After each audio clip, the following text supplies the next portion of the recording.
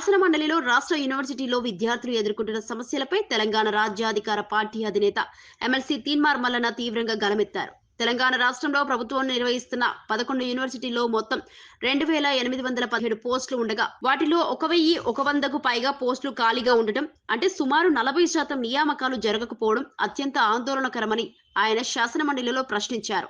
ఇంత భారీ సంఖ్యలో పోస్టులు ఖాళీగా ఉంటే విద్యార్థులకు నాణ్యమైన విద్య ఎలా అందుతుందని, బోధన పరిశోధనలు ఎలా ముందుకు సాగుతాయని ప్రభుత్వాన్ని నిలదీశారు.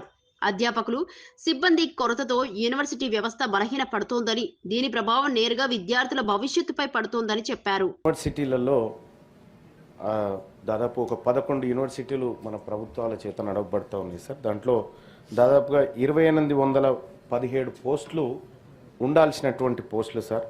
దాదాపుగా ఇప్పుడు ఖాళీగా ఉన్నాయి 1129 పోస్టులు ఖాళీగా ఉన్నాయి సార్.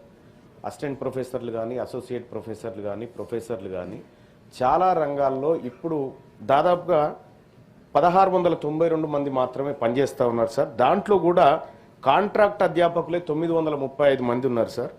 సో ఈ ప్రభుత్వం ఈ ప్రొఫెసర్ల నియామకాల విషయంలో కానీ, లేదంటే యూనివర్సిటీల బలోపేతం కోసం కానీ రాష్ట్ర ప్రభుత్వం ఒక ప్రణాళిక రూపొందించుకొని ముందు పోవాలి సార్. ఎందుకంటే విద్య చాలా ప్రాధాన్యత కలిగినటువంటి అంశం కాబట్టి యూనివర్సిటీలలో ఉన్నటువంటి ఖాళీలను తక్షణమే భర్తీ చేసి, అలాగే బ్యాక్లాగ్ పోస్టులు కూడా చాలా ఉండిపోయినాయి సార్. వాటిని కూడా సత్వరమే భర్తీ చేయాలని ప్రభుత్వం ముందు నేను సూచన చేస్తాను.